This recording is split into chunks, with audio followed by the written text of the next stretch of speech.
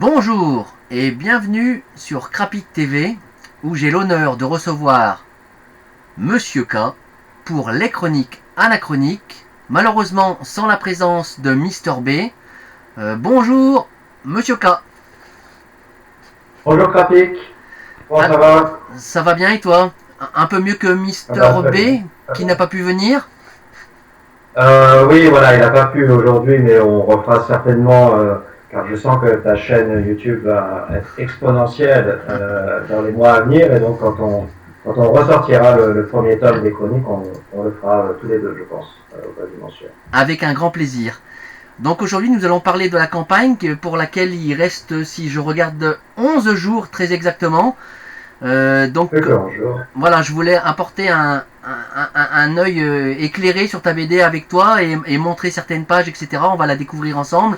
Mais dans un premier temps, je voulais présenter donc les ouvertures des tomes 1 à 3. Et donc, est-ce que tu pourrais me parler de ces trois tomes, s'il te plaît? Oui, alors, donc effectivement, là, on est au tome 4 et donc on a commencé en 2014, donc avec Mister B, ce qui sera une décalogie. Mais qui au départ était, au départ on est parti sur cette première histoire avec le Gévaudan. En fait, on voulait faire Mister B faisait partie d'un groupe de recherche et animer un site avec un reportage sur la légende de la bête du Gévaudan, donc a tué pendant 3 années énormément de gens et qu'on ne sait toujours pas ce que c'était aujourd'hui exactement, des loups, enfin, on ne sait rien, on parler extraterrestres, etc. Donc du coup, on est parti là-dessus et moi, le temps, c'est vraiment un thème qui m'est très cher et j'aime beaucoup jouer avec.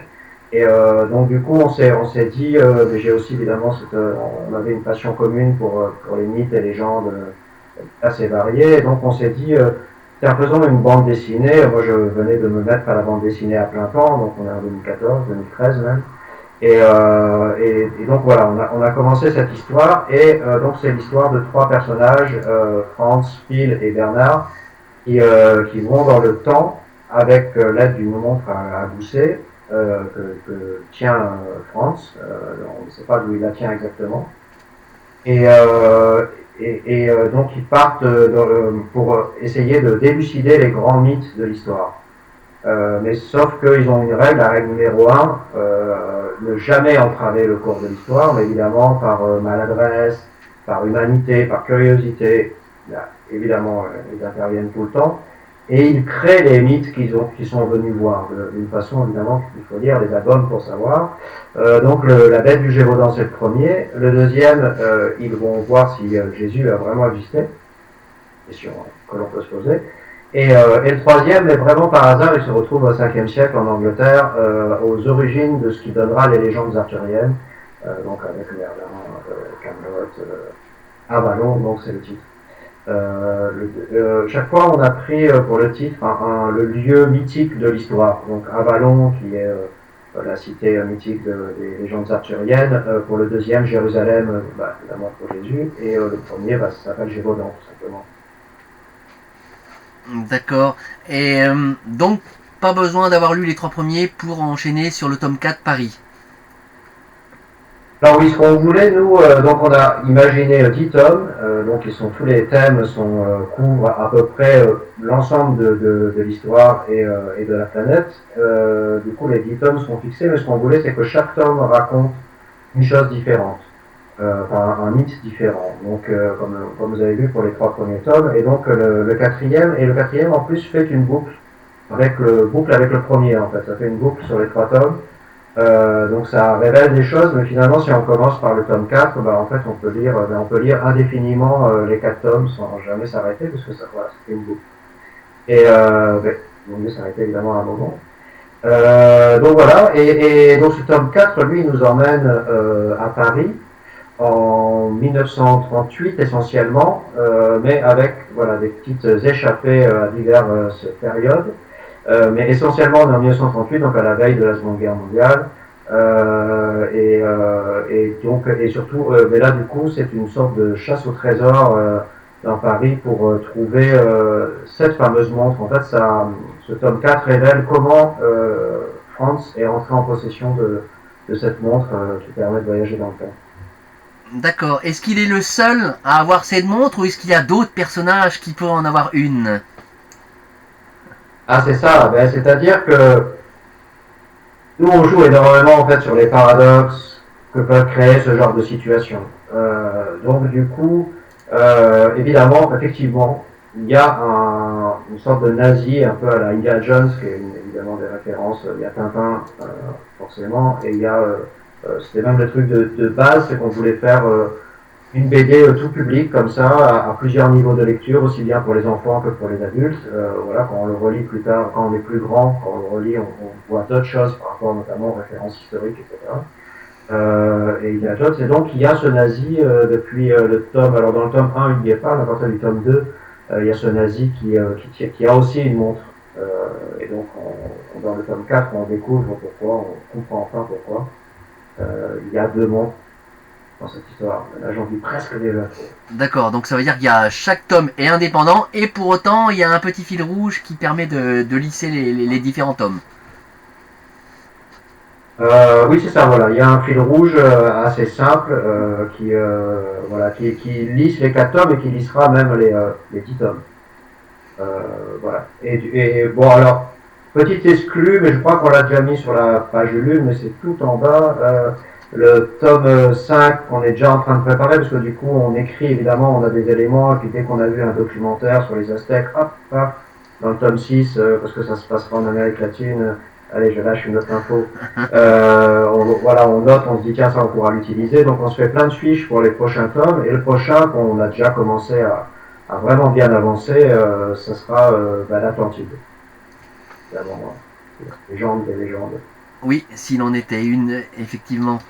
Euh, Histoire de nous présenter les personnages, pourrais-tu nous parler de Phil, de Bernard et de Franz et de me dire s'ils sont tous apparus dès le tome 1 et voilà, quel est le lien entre ces différents personnages, quelle est leur spécialité éventuelle, etc. C'est ça. Mais alors, ces trois personnages sont complètement complémentaires. Donc, le premier, c'est Phil. Bon, c'est celui euh, derrière lequel on s'identifie le mieux, le plus, je pense, le plus neutre. C'est un peu le Tintin de l'histoire, mais beaucoup moins naïf. Lui, il est vraiment porté par ses sentiments. Il faut toujours, dans Gévaudan, il va essayer de sauver la bête. Dans Jérusalem, il va essayer de sauver Jésus. Là, bon, dans le tome 4, je peux pas dire. Dans le tome 3, il essaye de sauver le peuple de Brocéliande. Donc il est tout le temps pris par ses sentiments. Il est vraiment porté par ça. Et bien qu'il ait des connaissances historiques, puisque c'est un spécialiste, il a un site exactement comme film qui a inspiré le personnage à la base. Franz, c'est lui donc qui est venu les chercher. Alors Franz, c'est un peu le lapin blanc de l'histoire, c'est-à-dire lui, il a ce costume blanc toujours impeccable. Il lui arrive jamais rien, en fait, il a toujours de la chance, et il les emmène sans jamais expliquer. Il est très avare d'explications, et il les emmène à travers le temps dans un dédale. Et lui, il est vraiment poussé par la curiosité au point d'en perdre souvent de l'humanité. Ce que Phil lui reproche régulièrement. Il en oublie les sentiments. Il est très, voilà, très comme un scientifique, on va dire, très. Ce qui l'intéresse, c'est d'explorer le temps. Après, la nature humaine. Lui, à la base, il travaille au musée de l'histoire naturelle et donc il est taxidermiste. Et il est inspiré d'une vraie personne qui travaillait au musée d'histoire naturelle et qui était un ami de Mister B. Et le dernier, alors Bernard, c'est le capitaine ad hoc, on va dire, un peu de l'histoire. C'est le gaffeur, c'est celui qui prend les pieds dans le tapis. C'est celui qui, par sa négativité, et plus il est négatif, plus il s'enfonce. Et lui, il veut pas, lui, il a plus d'envie, c'est de rentrer chez lui depuis le début, en fait. Et donc, il a cette obsession, rentrer chez lui, rentrer chez lui. Et dans le tome 1, parce qu'il se perd dans la forêt et qu'il finit par tomber et devenir amnésique, il a même finalement deux chez lui, parce qu'il se recrée une vie en plein milieu du Gévaudan. Il a une vie en 2014 et une vie en 1767, et bon, ça devient un peu compliqué pour lui dans les prochains tomes. On peut le comprendre, effectivement. Donc voilà pour les tours des différents personnages. L'histoire du tome 4, donc on peut pas trop en parler parce que sinon on ferait du spoil. Par contre, ceux sur lesquels on peut s'attarder, c'est éventuellement comment dire, présenter ton travail graphique et avoir donc une approche technique. Donc là à l'écran je propose donc d'afficher la page 40, ton ébauche de la page 40 et ce que ça donne en termes de crayonnage, qui est donc la deuxième étape, puis donc l'ancrage. Donc ce que je voulais savoir d'un point de vue technique, c'est comment ça se passe déjà par rapport donc à l'ébauche, puis au crayonné, puis à l'ancrage, puis à la version couleur. Est-ce que tu fais d'abord tous les crayonnés, puis tous les ancrages, puis toutes les couleurs, ou comment ça se passe techniquement parlant? Alors, non, moi, il y a une façon que j'aime bien travailler, et du coup, on l'a adopté avec Mister B, c'est de s'en garder toujours de la surprise, de se garder, voilà, pas, j'aime pas tellement écrire toute l'histoire, alors avoir évidemment tout le fil rouge, que ça soit structuré et que ça soit avoir un plan, mais après, au développement, j'aime bien me laisser des surprises parce que si j'écris toute l'histoire, après, on part dans quelque chose de beaucoup plus laborieux qui est de la réalisation qui est quand même longue parce qu'on met à peu près, si on cumule nos deux temps, on met entre 30 et 40 heures par planche, donc c'est quand même beaucoup. Du coup, voilà, j'aime bien me dire, voilà, je sais pas encore l'histoire, je sais où ça va aller, mais je sais pas exactement ce qui va se passer. Donc chaque vendredi, on se retrouve, ça c'est notre jour, le vendredi à l'heure du café, on se retrouve et on imagine une nouvelle page de storyboard. Par exemple, le tome 4, là, il nous reste 3 planches à ancrer, parce que donc l'idée c'est qu'elles arriveront pour Noël, donc on fait tout court. Mais vraiment c'est bon. Donc voilà, il reste 3 planches à ancrer, mais il reste aussi les 3 storyboards à faire. Donc on sait ce qu'il y a dedans, évidemment, alors surtout que là on est à la fin, donc on sait exactement ce qu'il y a dedans, mais on n'a pas encore storyboardé, donc on a encore voilà, ce petit mystère de comment ça va se dérouler vraiment. Parce que du coup, quand on storyboard, enfin moi en tout cas, et je sais que c'est la plupart des auteurs, c'est comme ça, quand on a une histoire en tête, qu'on raconte, on est un peu entraîné par nos personnages. Les personnages, des fois, sous notre crayon, ben, ils réagissent un petit presque tout seul, quoi, je dirais.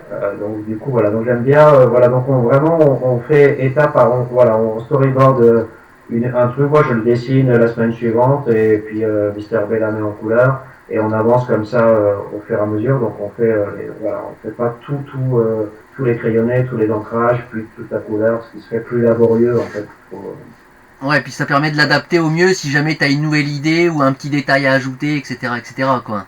Voilà, c'est ça exactement. Et puis on n'hésite pas à revenir en arrière, corriger des choses, revoir le dialogue et même à la fin, quand on aura fini, on relira tout et on rechangera sûrement quelques dialogues pour fluidifier encore et que tout soit bien clair Donc comme nos et spectateurs... amusant, parce que c'est aussi Oui, pardon. Comme nos l'idée, c'est que spectateurs... ça soit bon. Oui. Comme nos spectateurs ont pu l'apercevoir avec les esquisses que j'ai affichées, donc ça veut dire que ton travail il est strictement manuel ou est-ce que tu as des interventions avec du Photoshop ou autre logiciel graphique? Oui, alors c'est manuel à la base. On me voit à l'écran ou faut Oui, faire afficher oui, des... tout à fait. Et d'ailleurs, après, je vois derrière toi, il y a la silhouette qui est reprise sur le t-shirt. On en parlera. J'essaye de ne pas oublier. On en parlera après. D'accord. Alors si on me voit, du coup, je peux prendre ça pour montrer un peu. Donc c'est aussi ce que tu vas mettre à l'écran, je pense. Euh, voilà, donc ça c'est à ça que ressemble donc le storyboard. Moi j'appelle ça brouillon parce que c'est vraiment très brouillon. Voilà, avec les différentes étapes. Donc ça c'est vraiment on le fait ensemble. Moi j'écris et puis on parle en même temps. Enfin je dessine et puis en même temps on parle. Voilà, puis après j'écris et puis après il se débrouille pour déchiffrer, pour valider. Et puis c'est lui qui les tape aussi pour les mettre après sur ordinateur. Donc là, donc on est à la main. Ensuite, donc je crayonne. Donc je fais le crayonné comme ça. Et donc au début, je faisais à la plume et donc j'effaçais après pendant des heures. Mais maintenant, j'utilise une table lumineuse. Donc, une fois que j'ai fini mon crayonné, j'en suis content. Donc, il y a deux, trois couches. Hein, des fois, il est très, très appuyé. Voilà, je colle en fait une autre feuille par-dessus, un petit peu plus épaisse. Et là, donc, j'encre en transparence. D'ailleurs, c'est là. Hein, je ne sais pas si on le voit. Si, si, on te voit. On le voit un peu, voilà, donc en transparence sur Ah une oui. table lumineuse comme ça. Là. Voilà. Et là, voilà, ça c'est la partie manuelle, parce que moi j'aime bien rester le moins possible devant un écran, j'ai pas envie de passer ma vie devant un écran, on passe nos vies devant des écrans.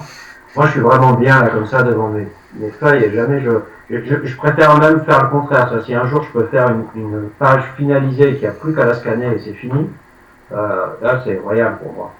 Mais bon, là évidemment c'est pratique une fois que je scanne donc cet ancrage et après là je passe sur ordinateur et sur Photoshop je peaufine. Voilà, s'il y a une tête trop grosse, je la réduis. Ceux qui ont pris, qui prendront l'option anachronique ou collectionneur avec les planches. Donc en fait c'est ça qu'ils recevront.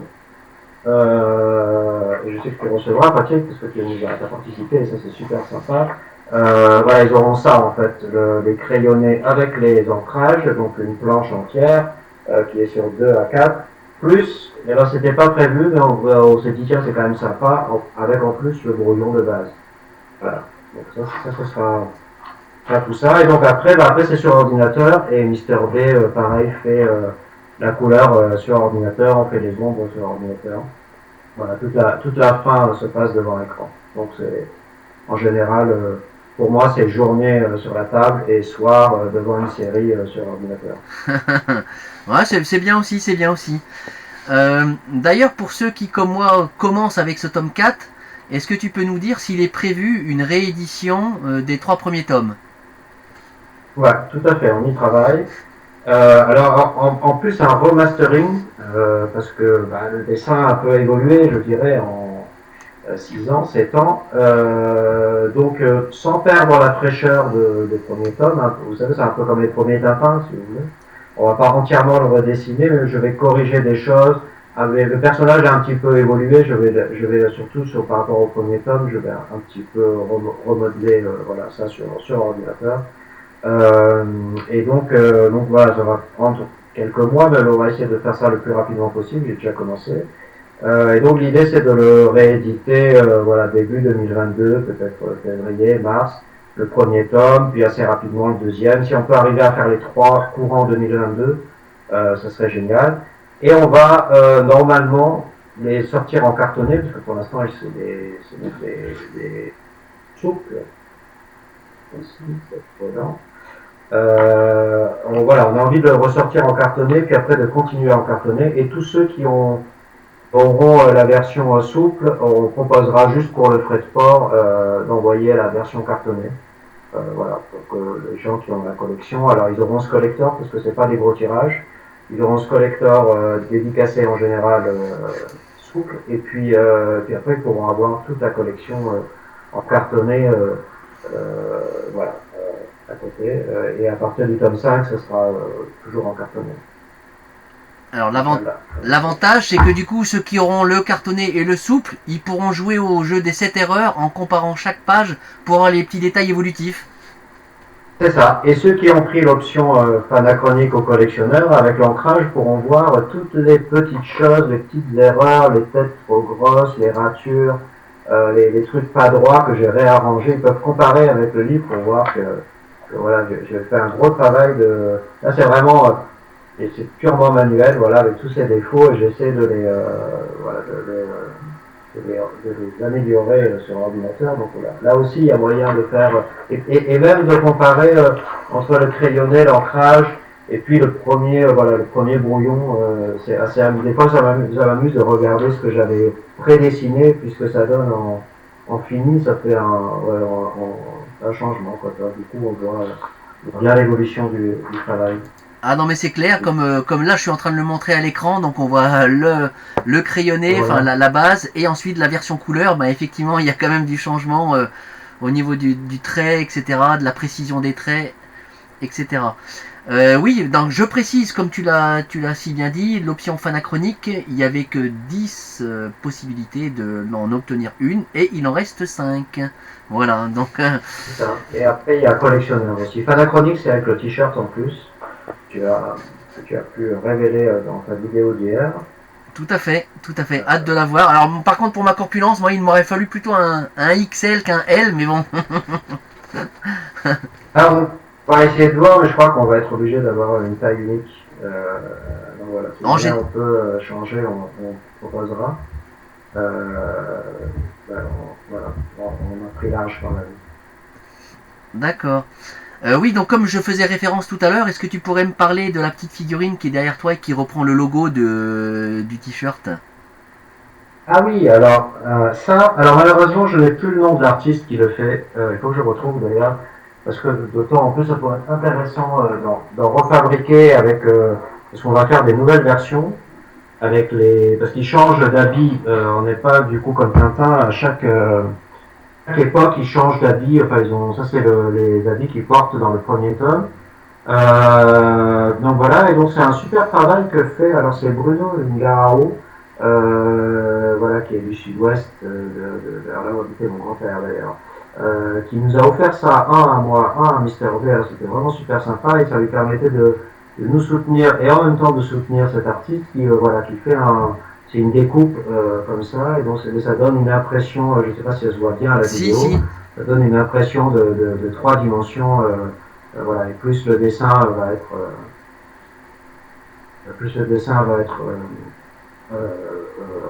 dynamique et plus l'effet est rond. Voilà. Ah, Alors je c'est peux. dommage, j'ai pas le nom de l'artiste, ça c'est dommage, mais je n'avais pas de mémoire. Bon, À bah, moins qu'il soit. Mais si, Trilonen, voilà, Trilonen, c'est tout simplement. ouais, normalement, Voilà, vous pouvez aller voir parce qu'il fait ça avec plein de personnages de BD, tout ça, et c'est vraiment très très chouette. bah, Voilà, des 3 des comics américains, etc. bah, j'essaierai de le chercher et dans ce cas-là, je mettrai un lien dans la vidéo et s'il veut se manifester auprès de nous pour montrer de quoi il est capable, etc., ça pourra intéresser également nos spectateurs. Voilà, donc moi je pense avoir fait le tour des questions que j'avais à te poser. Aussi bien quand je vais avoir fini, c'est là que je vais me dire ah mince j'ai oublié de parler de ça, etc. Euh, Est-ce que tu penses qu'il y aurait quelque chose que je n'aurais pas dit et qui serait intéressante à nous dire, Monsieur K? Je crois qu'on a déjà pas mal saoulé les gens. Bon non. On a déjà pas mal, voilà, on a déjà pas mal raconté de choses. Moi, je pense que c'est plutôt bien. Voilà, donc il reste combien, une dizaine de jours, 11 jours, 12 jours pour On joue commander. exactement. Alors évidemment, il sera possible de l'acheter après, mais il y aura plus, voilà, les petits cadeaux en plus, les cartes postales, Les dédicaces. et puis nous, ça nous fait plaisir, voilà, d'avoir un bon lancement. Et ça nous permet aussi de savoir quel tirage, parce que ça sera un tirage limité. Alors après, on les sortira en tirage au moins un millier d'exemplaires à chaque fois, souvent en plus. Mais là, c'est des tirages, là, à mon avis, ce sera un tirage de 100, euh, quelque chose comme ça. C'est donc des tirages limités. Donc, voilà, si jamais cette série, et je l'espère, prend de l'ampleur devient une série incontournable, évidemment, ces tomes souples deviendront collecteurs pour ceux qui ont l'âme collectionneuse. Bah, tu parlais d'ailleurs comment dire que tu étais passionné de la temporalité. Ben, mon t-shirt, moi, il peut révéler également que bah, j'en suis également. Donc c'est pour ça que les scénarios que tu as présentés du tome 1 à 4 m'intéressent hautement et j'espère que voilà nos spectateurs pourront vouloir avoir envie de découvrir ça et je mettrai donc le lien Ulule de cette campagne dans la description de la vidéo.